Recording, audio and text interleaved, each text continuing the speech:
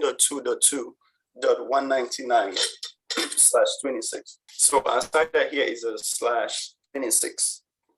Matching that on our cheat sheet, a /26, it takes us all the way to the column where we have a 64 on the very first row.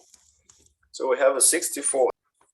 So that gives us a subnet mask of 192, and we know we're dealing with the 4th octet. We have nothing to do with the first 3 octets, so that's why we have 255.255.255 dot. That is where we get the 192. Yeah. So we have for the subnet, you have 192. Our group size is 64. We do our group size increments 0, 64, 128, 192. Remember, our target IP octet is 199. Do 0, 64, 128, 192, and 256. Our target IP 199, we've gone past 199, so we could stop at 256. Remember, we had a magic number of 256.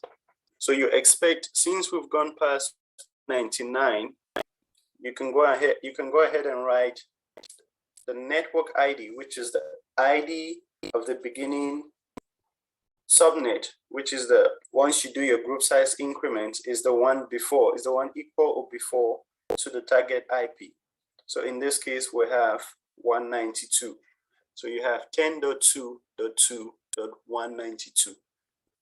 So when you go in your increments of 64, you have 0, 64, 128, 192, 256, and your target IP octet 199 falls between 192 and 256. Okay. So your network ID is 10.2.2.192.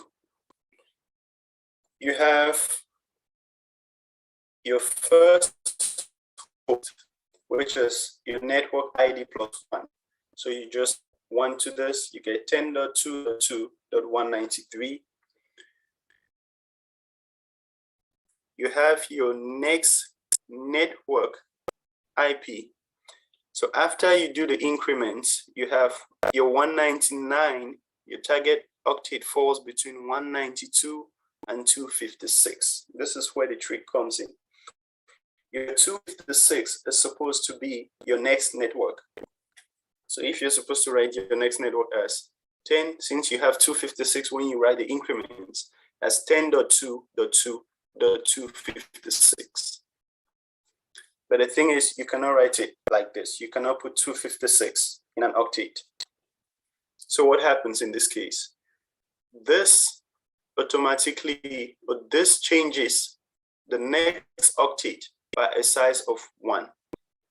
And this one becomes 0.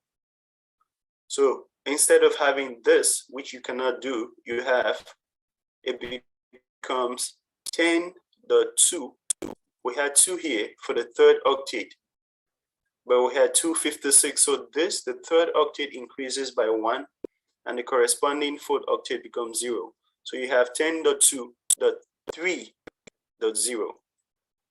So we have 10.2.3.0. Now that becomes our next network ID. So from here, we know the broadcast IP is 1 below the next network. So we have 10.2.2.55. I'll do 256, but we have 255, which is available and we can use. So the broadcast IP is 255. And the last host is 1 below the broadcast IP. So that is this minus 1, and you get 10.2.2.254. And that is how we get the attributes for this subnet.